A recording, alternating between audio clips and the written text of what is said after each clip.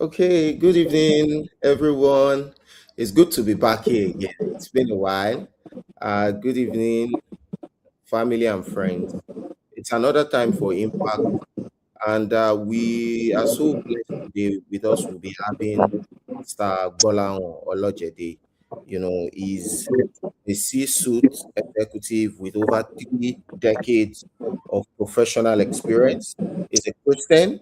He's married with children. He's passionate about leadership and good governance. And also with me, your usual host will be having Pastor Adebayo staying here with me too. We all know that he's very passionate about leadership, specifically with this country, and is passionate about what the people are going through.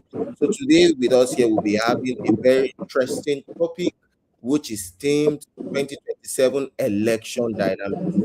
We can all see what is happening currently now. We see different banners, different posters of leaders to be or aspiring leaders. So we need to talk about the dynamics.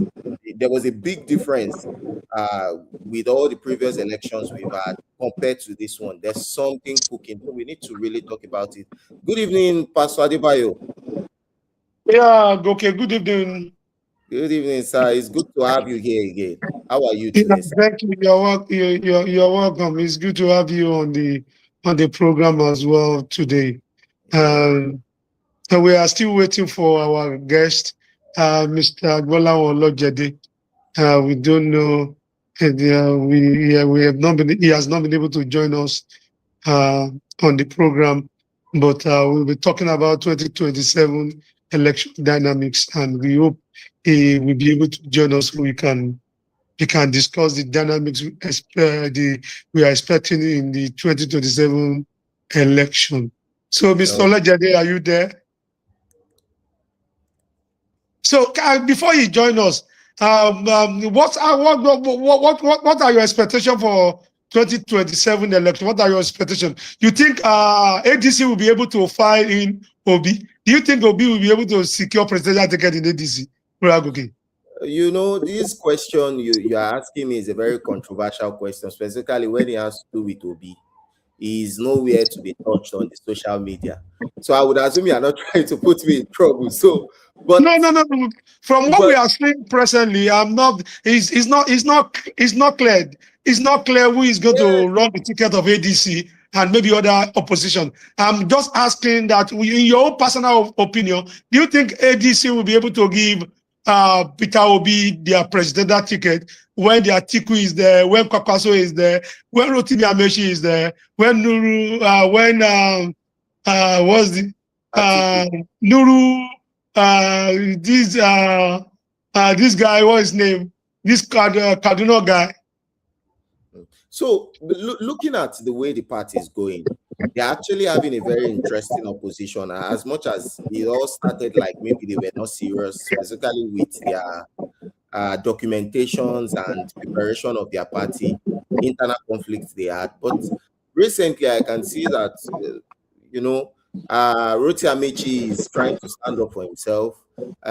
Peter Obi is trying to align with Kwankwaso.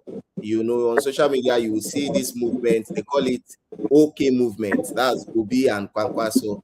So Atiku is on his own. I don't know. Yesterday I was talking the internet. I saw Atiku Makinde. They had an opposition summit yesterday. Yeah, yeah, Yeah. something in So Ibadan, in your state.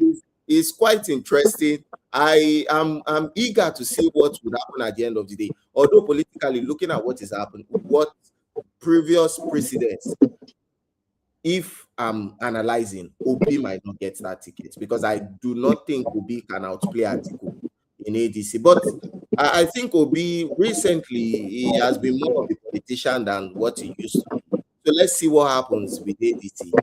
I'm really interested. Do you think if ADC didn't give Obi the presidential ticket, do you think he has another options from maybe going back to the Labour Party or any other party No, of his interest? looking at the recent amendment, if I'm correct, I stand to be corrected. I don't think that can happen anymore because the new recent electoral act that was amended, it feels like a checkmate for all opposition. either you stay where you are and get the ticket, or you forget about it. Once he doesn't get ADC, he's not going anywhere anymore. Okay, thank you for that. What do you think about this city boy movement? What do you think about city boy movement? Do you think they are going to have impact comes 2027, that they can somehow be able to at least tint the result of the election? They can have influence. Do you think the city boy movement will be able to have some impact in some states? Do you Uh, think so? to be fair, yes. And why I said yes is because uh, poverty has been used as an instrument in Nigeria. Poverty has been used as a very big instrument, and that is where the city boy comes in. When you look at the category of the city boys, they are elites.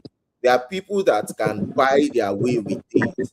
And as much as we've been sensitizing people, people clamor that you won't buy their votes this time around. I don't think we've gotten to that stage where elites and wealthy people can still influence some people, because there's hunger in the land. You'll be shocked. I saw, with everything going on, I still saw like a big campaign going out there. People still support the city boy movement. So to a reasonable extent, I think it's not a foolish movement. It's a very smart movement also. And I think it will go along, specifically because poverty has been used as an instrument in the land. And I think they will continue to use it. Mentioning poverty now, we very, when we say poverty, it's highly relative. And we can see obviously that the cost of living of Nigerians has seriously increased, because of since this new administration of President Bola Ahmed Tinubu, deregulating the PMS and be able to harmonize the FX exchange, and the impact of the increase in the cost of fuel and the increase in cost of transportation, increase in the cost of feeding is not putting most Nigerians good standing economically. Do you think this will result in the vote against the ruling party because of the poverty in the land? Or do you think it's an instrument for people to vote for them come 2027? So you see, it's two ways. Like I said, Nigeria is a very dynamic country. We are very dynamic human beings, very unique. In some part of the country, it will work against the government. I can assure you that.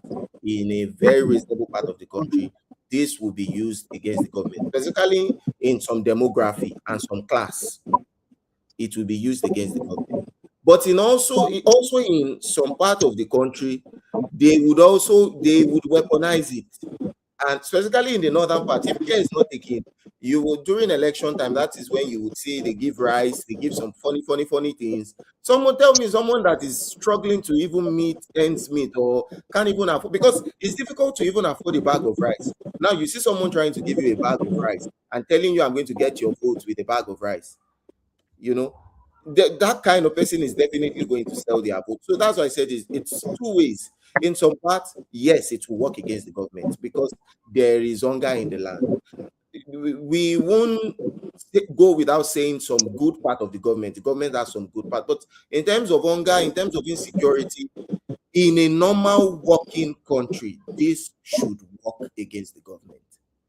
In a normal working country. But like I said, Nigeria is very unique and very dynamic. This can also be weaponized in a country like Nigeria. And you would be surprised to see this incumbent government. You see them there again. Yeah, thank you for that response. Do you think there is a way government can holistically ameliorate the suffering of the people by coming through for them, for giving them transport subsidy, food subsidy? Now we were complaining that the subsidy on PMS and diesel were going to wrong, and that the government were not managing it very well, that it leads to a lot of stolen funds. But now I look at the hunger in the land, the cost of transport. Is there no way government can holistically substitute the cost of transport, like bringing so many buses and reduce the cost by 30% by managing some of the expenditure going directly to the governor or the local government that we cannot really monitor? Don't you think that people will appreciate it more when government can push money and resources toward subsidizing the cost of transportation and feeding. Do you think government can do such a thing, or do you think government should be looking in that direction? I think the government should be looking in that direction. I think one of the major problems we have in this country is love. We do not love each other. Because if we love each other, I won't say because I'm comfortable, I don't look out for the other person. Because I feel the government is not looking out for the citizens, specifically those, the masses. You understand what I mean by the masses? The masses, the government doesn't care about the masses because now people can hardly afford transportation. People can hardly transport themselves. People can hardly feed. So these are situations where the government, as much as we are saying, oh, we are taking out subsidy, we all get the point why subsidy needs to go. We agree. But you need to create buffers. You need to be able to help people. For example, we recently we have fuel, the cost of fuel in Nigeria, of PMS in Nigeria has increased to I think 1,300, 1,200, thereabout. When you go outside Nigeria, you would notice that, and when you ask the question, why has it increased? They tell you it's because of the war in the Middle East. But when you go outside Nigeria, you see countries like Benin Republic, you see countries, outside Nigeria, countries that do not even produce fuel. Their cost of fuel didn't increase a bit. It didn't even add a single naira or a single sefa or zov on top of it. No. And that's because that shows, as much as they have their shortcomings, because I'm not saying they have a perfect government, but it shows a government that is willing to, as much as you're not subsidizing, you are willing to provide buffers when it is needed. But in Nigeria, we have a government that they don't really care about the citizen. If we are being honest, we don't really care about each other. Once there's a little discomfort, the government is not even willing to go through any discomfort. They channel it upon the citizens. It's not fair. And this is where I said people sometimes, I was having a conversation with a friend, and I was telling the friend that also we Nigerians, I think we do not know how to stand up for ourselves. You look at countries like France, look at countries like the US, even the UK, even Kenya. A little discomfort, you see people on the streets protesting for their rights. But in Nigeria, once I'm satisfied, once I'm good, I don't care about what the other person is going through. Classism. I feel like, oh, I can afford it, you can't afford it. That's the problem. And that is what is really killing us. And that is why our leaders feel to treat us however they feel, they deem it fit to treat us, which is not good. And I think this should really speak a lot in this coming election. Even with the opposition, because you see opposition, all I see opposition doing is just politicizing what is happening. Nobody really cares about the citizen. And it really scares me and it worries me. I'm really, really worried. So you said the opposition, you don't see them making the marketable difference from the government in power now. I don't think so. I don't think so, because all I hear them do is just politicizing problems. Nobody is really addressing. I always say it any day, anytime, that APC was a better opposition than what we have now. APC was torn in PDP's flesh, like a serious thorn in PDP's flesh, and they played proper opposition. But you see, this opposition, I'm really worried. Even when they come in to power, I don't think they will really make a difference. I really don't think so. Yeah, thank you for that response. Mr. Olojede, is Emmanuel, is Mr. Olojede joining us now? I'm here, though I'm still in the vehicle. I will let me join you in 5 minutes. Let me join you in 5 minutes. Okay, we'll be waiting for you. We'll be waiting for you. We'll be waiting for you. Just be careful as you drive. Mr. Olojede is on transit, so he will join us in 5 minutes, as you have heard from. We are talking about 2027 election dynamics that as a result of what is happening all over the country. We are looking at what will that shift in the voters' apathy. Okay. In the last election, general election in 2023, the 26.7% of the registered vote only turned out to cast their vote. 26.7% of the registered voters really come out to to cast their vote. Are you seeing people that number increasing in 2027 or decreasing due to interest or non-interest of the voters? We are looking at voters apathy now. We are looking at maybe many people will be interested, and because of the credibility or lack of transparency of the INEC, do you think people so much trust INEC this 2027 compared to 2023? Do you think Nigerians now trust INEC more, and they believe that they will be more transparent in 2027 compared to 2023? Do you think Nigerians trust INEC more this year? So, see, the challenge is, let me pick the question, because I think you asked me like 2 or 3 questions there. So the first one is, will the voters increase? If we pick it based on previous elections that we've had, in 2011, we had, I think, 54% of the population voted. In 2015, 44% of the population voted. In 2019, 35% of the population voted. In 2023, 26 to 29% voted. So I think I've answered that. You can see the trend that every year it keeps dropping. But based on the current happenings, there's you can see that there's a huge momentum.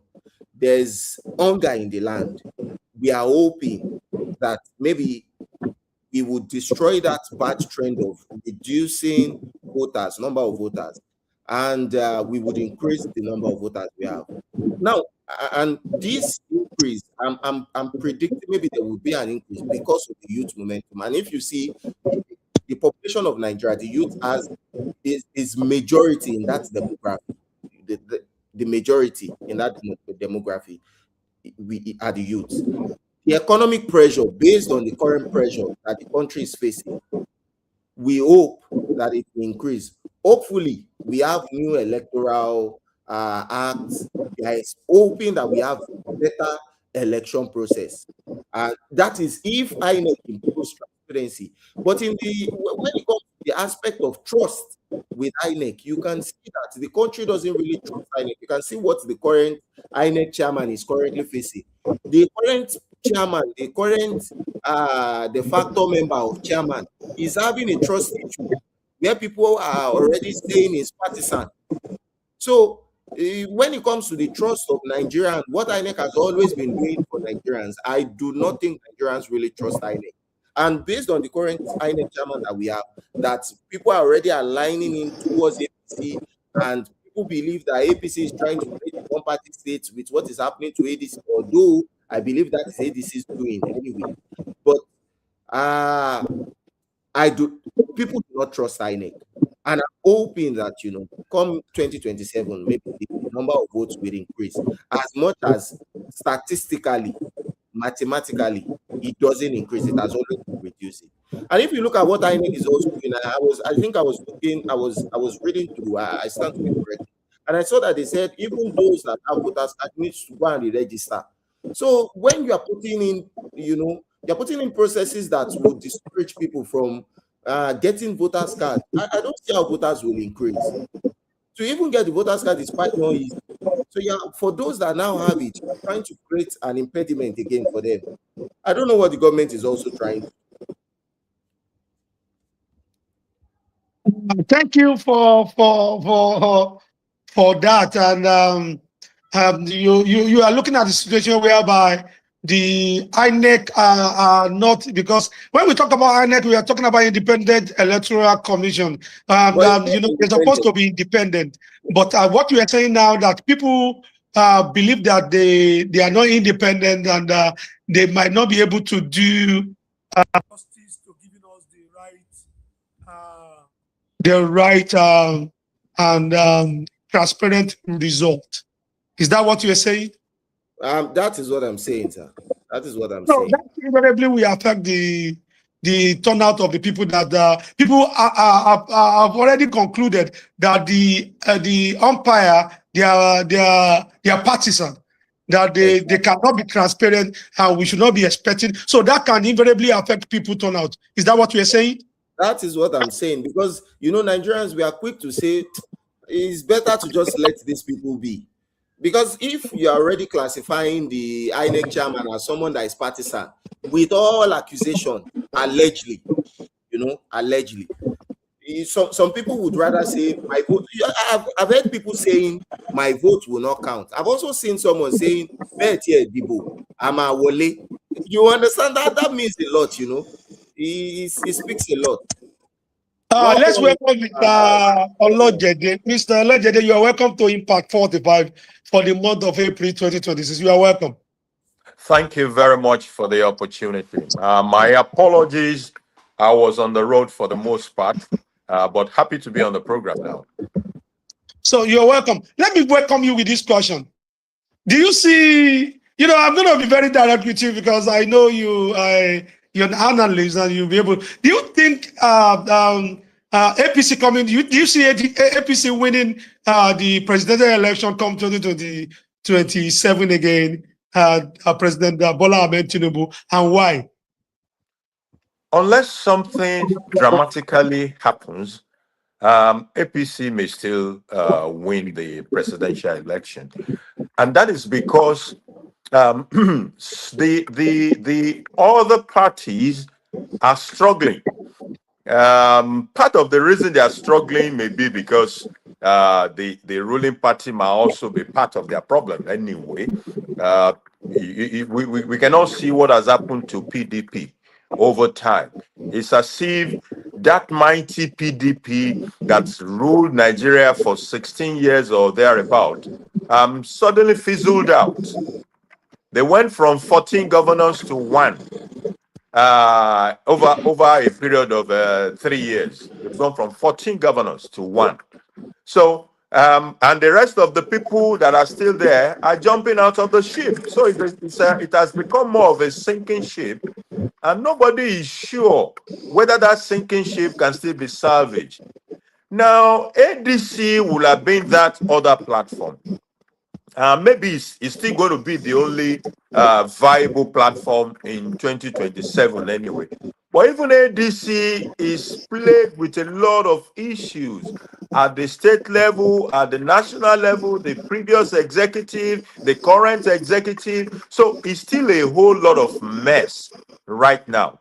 But it is possible that ADC can weather the storm, clean up the mess, and give APC a run in the next election. See, my advice is always that, look, politicians, especially a ruling party, we always want a situation in which many people will be disenchanted. They will not show interest. So why do they want that? Because the less the number of people that show interest, the more their chances that they will win the election. Only the few people that show up might be their own people, and they might vote for them. It makes the whole thing easier for them. So if we are going to have any semblance of competition at all, it is important that people will not lose hope. They will not, show total apathy, but that we will make effort to be part of the process. There was a recent election in Benin Republic. Participation was 59% of the voters. We need to begin to see that kind of a thing. You see, the more people participate in an election, the more difficult it is to rig that election. But if people don't show up, then we throw the tickets to the ruling party. That's it. Yeah, thank you. I've asked Goke this question. I want to ask you again. Do you see Obi clicking the presidential ticket for ADC? It's a tough challenge, and that is because of the other key actors that are there.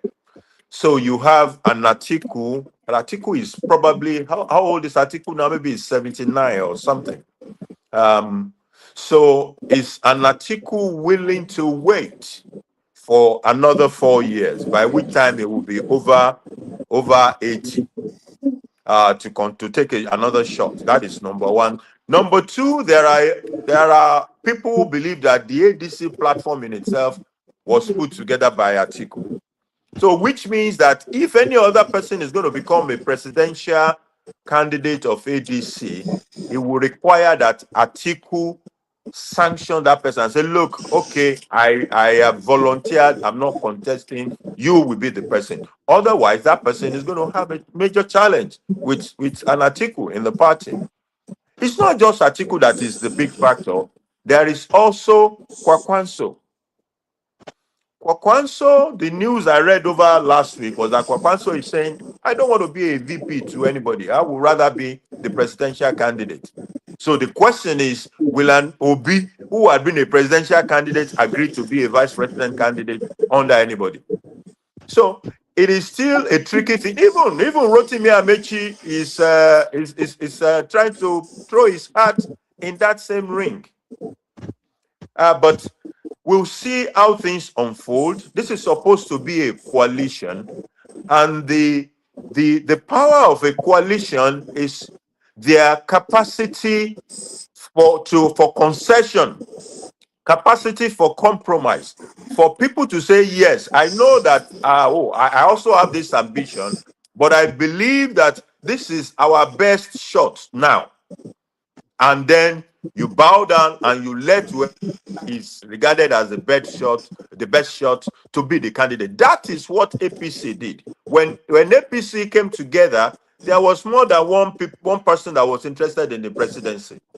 But everybody gave it up to Buhari then to be their best shot. And it worked for them. That is what ADC will need to do. The key actors who could be the candidates will come together and agree among themselves that this is the candidate. As it is today, Obi may not even be on the ballot. Yeah, thank you, Mr. Olojede. Let me ask you one this particular question before we go to the cookie, because you yourself, you are a financial person, and removal or resignation of Wale Edun as the coordinating minister of economy and being replaced by Taiwo Oyedele. What's your view on this?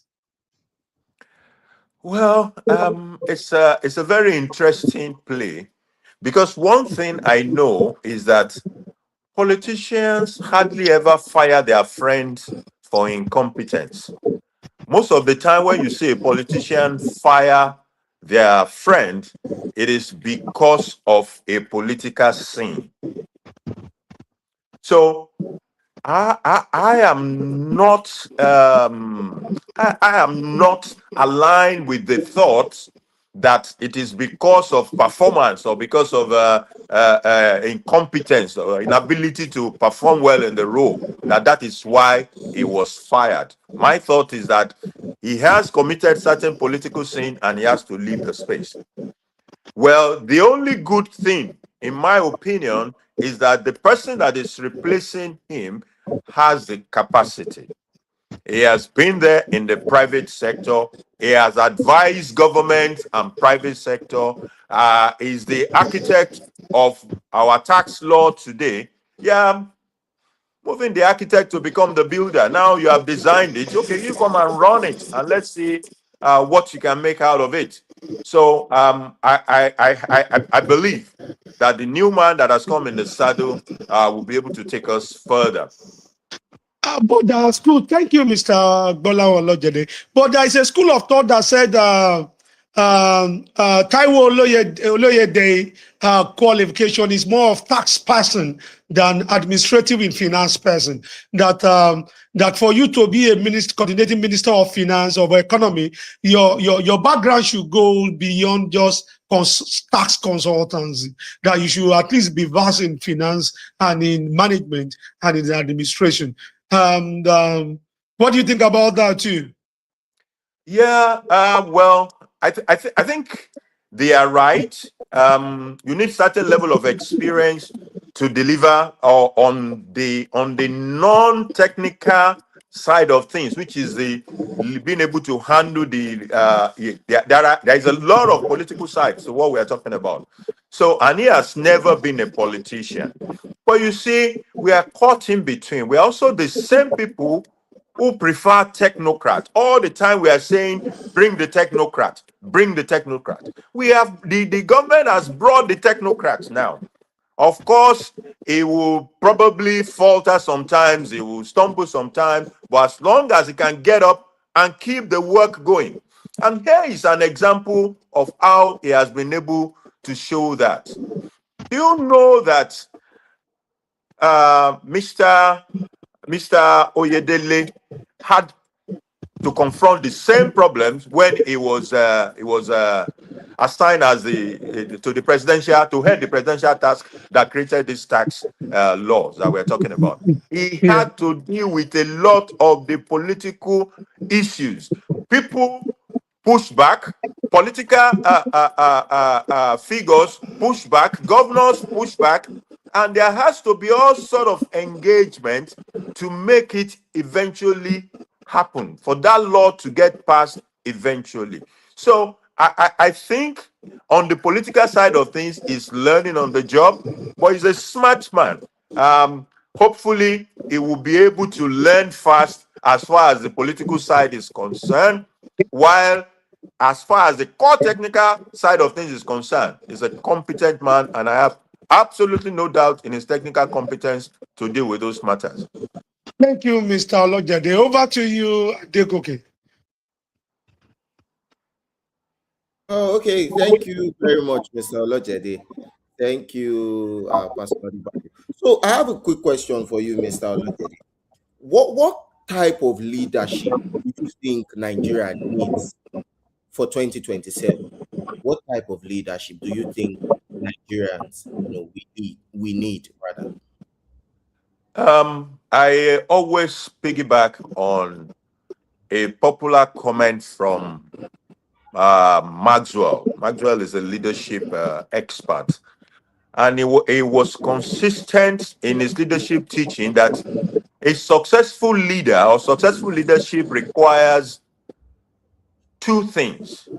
One is competence, the other is character.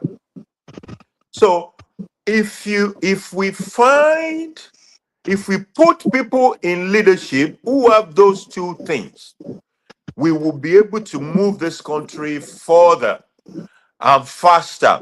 We will be able to take things away from, oh, Nigeria is a giant of Africa on paper. Oh, Nigeria has a lot of potential. We'll be able to take things from potentials level to manifestation of those potentials. So those two attributes are required for successful leadership at any time, at any point in time.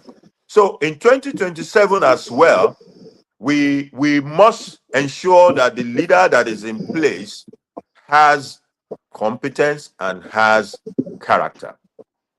Thank you very much. So I have a question, a follow-up question on this. Looking at all the presidential aspirants, presidential candidates we have, who among them has this ability? That's a very interesting question. I think it's a mixed bag. We have not widened our net wide enough. There are character flaws all across. There is also competence flaw all across. So I don't think that 2027 is that junction where we will be able to deliver a leadership that has both competence and character at the right level that we need it. I don't think 2027 will deliver that. So essentially, I'm saying that when I line up all the candidates, I'm seeing either deficiency in character, or I see deficiency in competence, and that is what I see across the current crop of people that are contesting. With your answer, it sounds like we are in trouble because I'm just trying to add another 4 years to my age. God. Yeah. Yeah. Anyways, but there's a big elephant in the house that nobody seems to be talking about. I think only the affected people talk talk about it, and that is insecurity towards election. What do you think we can do to stop this politicizing of people's life, specifically when election is close? How can we stop it? Because you hear rumor has it that, oh, the oppositions are the one causing this insurgency. People are trying to destabilize the government. Some people would also say the government is incompetent. Different stories all around. But what I pick from it is we are still playing politics with people's life. People are losing their lives every day. What do you think we can do as a country to have an election without having to lose lives? Mm. We're not quite there, okay. And it's all because of the nature of our politics for now. It has been established, it's an established trend that in the year leading up to election, insecurity will aggravate. That has been the trend for many years. And the reason is simple. People who are opposed to the ruling party want to be able to create as much negative news or negativities around the ruling party. So insecurity is there, quite all right, but it escalates because there's now added on another layer, which I call political insecurity. It is a politics-led insecurity that is added as a layer on top of the normal insecurity that we have. And apparently, what is important to politicians is not the lives. They don't seem to care much about 10 people here, 15 people here. The only thing that is on their mind is votes. That is what matters. Votes. And as long as whatever we guarantee the votes, they can look the other way while insecurity persists. I don't think we have gotten to that stage in our political evolution where we can deal with insecurity that is associated with the year leading up to election or even the electioneering process. It will take a bit of reform, it will take a bit of evolution for us to get there. Let me also add this. There are many Nigerians who think that those democracies that we envy, that they got there overnight. No, they did not get there overnight. I was reading about US politics in the early 19th century, and I saw that I don't know if you can remember the issue of bribing of delegates. That when you have delegate election, people go there with dollars, they distribute it to delegates and all that stuff. Yes, I do. Let me tell you, it has happened in the US before. That is how it used to be. And we've had a situation in which a presidential candidate had to leave his political party to go and set up another party because of the corruption in his political party, corruption involving delegates. So that happened in the US. So it should be familiar territory when you see it happening in Nigeria. But one thing was that those countries that have now have a mature democracy, they did not give up on the process. They continue to reform that process, and they have what they can be proud of today. So we shouldn't fall into that trick that, okay, because we have an imperfect system, we need to quit it. I've heard people who even, came on there and were more or less, inviting soldiers and all that. I said, that is not the solution.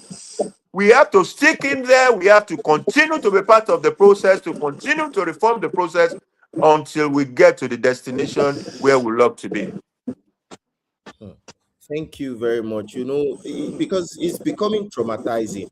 Recently, I used to be a very big fan of Twitter. You know, I go to Twitter, I just check. But recently, I've stopped going there because anytime I go there, it's either you're seeing someone being beheaded, burning down an entire community just because of this election. It's quite traumatizing. So my question before I leave it to Pastor Adebayo is. Uh, I don't know if I should call it a case of sensitization, but I think how do you suggest we improve people's awareness towards holding our local government chairmen, our governors, towards holding them accountable? These people too, they have allocations, you know. They Correct. are quite responsible for quite a lot of things that we point fingers to the federal government for. How do you think we can make people aware, we can sensitize people to know that these local government chairman working in your street, you should, I'm not agitating for violence, but you should be stoned. Well, we hopefully should not get to this state of stoning if we have proper level of engagement, and this is where it starts. I've been involved in voting at local government level before. I went to go and vote for a particular candidate for my local government, and when I got there, I found out that there were so few people. And the very few people that showed up were people of the ruling party. And the question that came to my mind was, where was everybody that came out during the other elections? The average Nigerian, the average Lagosian does not know who his local government chairman is. There is no interest, absolutely no interest. And where that leads us is somebody now seeing something that is wrong. Maybe you saw something wrong with about a primary school, and then the next thing you will say is, "Oh, you see, the Tinubu is not doing well. Look at this school. Look at the state of this school." When you have an expectation that the man who is sitting in Abuja is also responsible for the primary school at your backyard, it is misplaced blame. And that is the reason why we must continue to speak about it, that the government that is closest to the people should be more responsible than they are right now. And getting to that position where they are more responsible means that the electorate must show more interest. We must know who these people are. You have a councillor that is representing your ward. You don't know his name. You don't know where he lives. You've never seen him.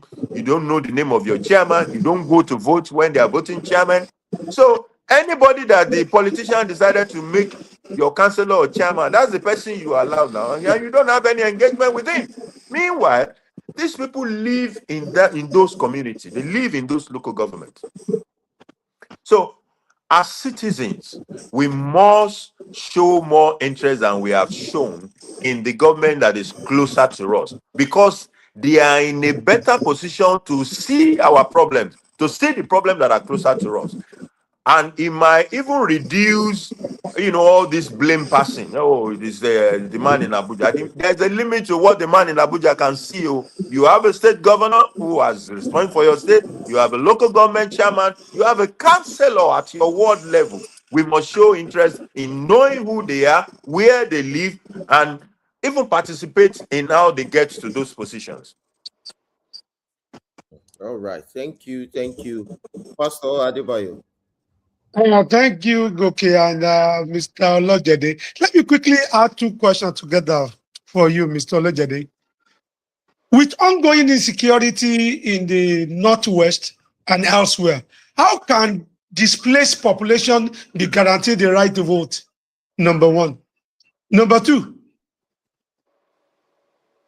how do we ensure police and military remain neutral during election?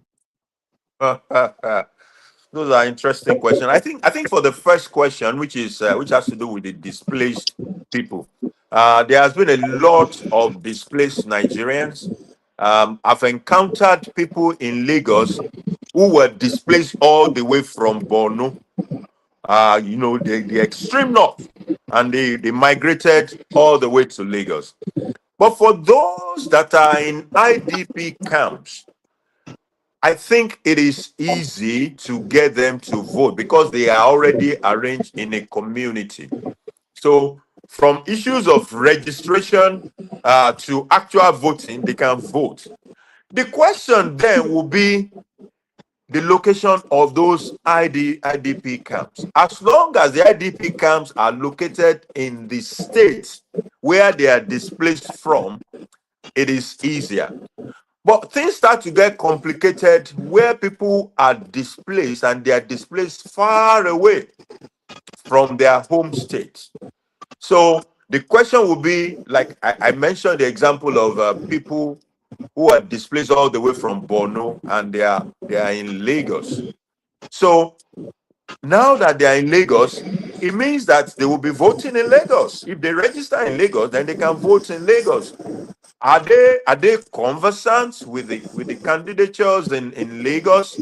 Would they be willing to participate? Do they know the contestants? Those are the ones that are a bit tricky. Maybe most of them might end up not voting. But for those that are displaced, but they are camps, or they are still in their states, those IDP camps, I think they will be able to vote. They are already in a community. The second question was I forgot it now. The neutrality of the police and military during election. It is a challenge.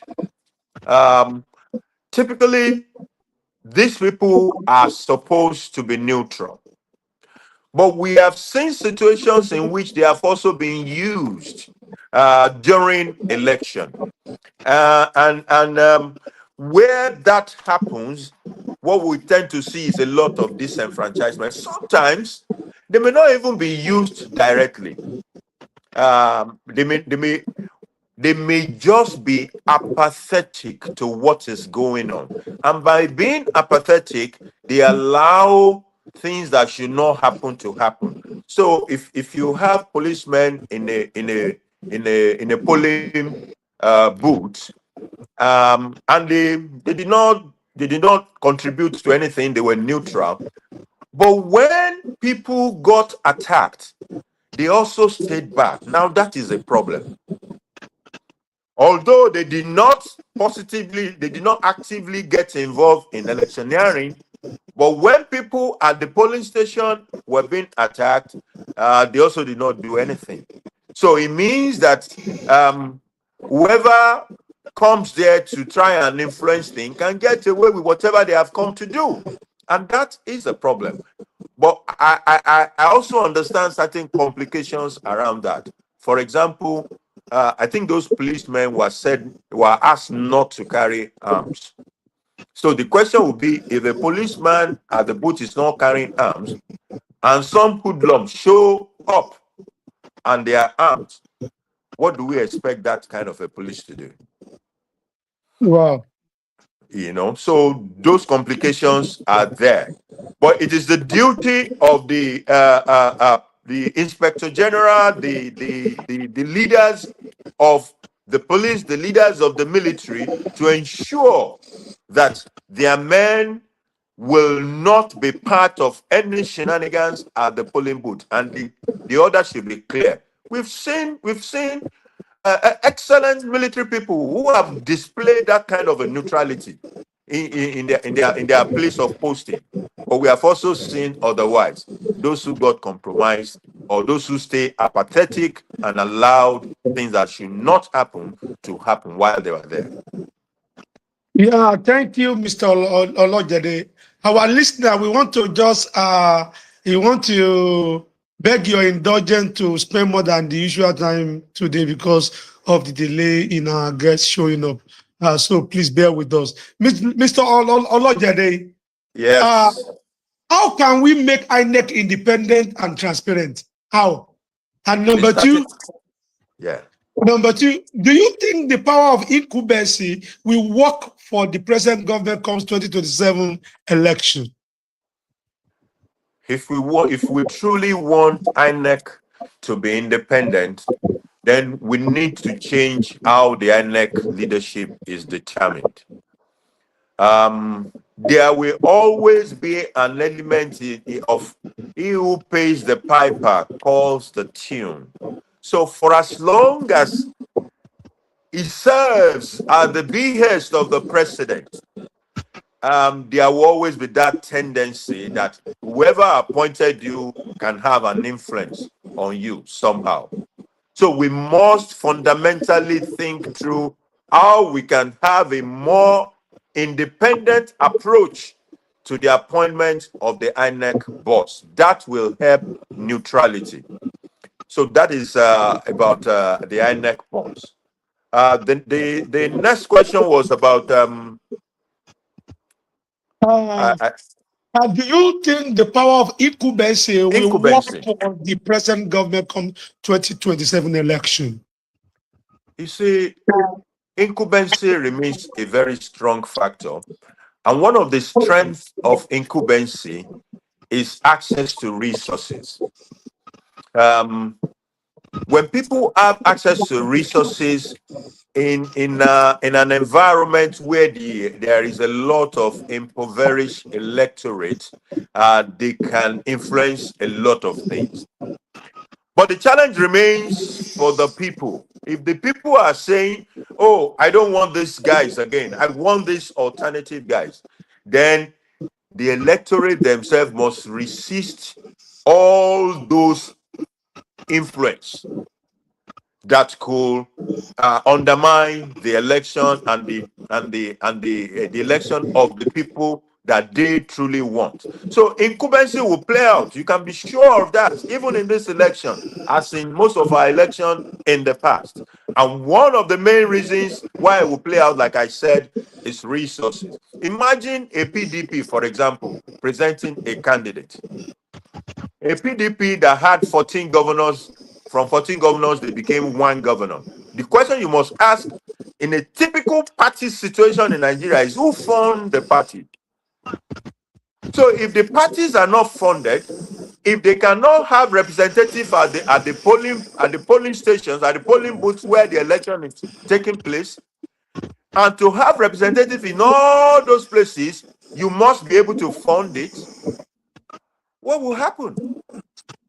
It is clear that they may not be able to have those representation where they're supposed to have them, and therefore that will leave the room for the party that has the money to be able to have more influence at the polling stations as it is. So incumbency is in favor of the ruling party, and it is only the strength of the will of the electorate. If they say we don't want this ruling party any longer, then they must be able to put that strength of character on the table to go there and elect somebody else that they want.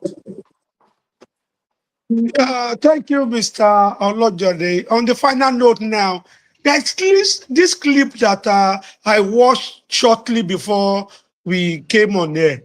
And some part of South Africa are asking Nigeria to go. Some part of South Africa, Ghanaian are asking Nigeria to go. And a lady from Ghanaian make a very big statement. He said the Nigerians should go back home and fight their leader that messing up their country.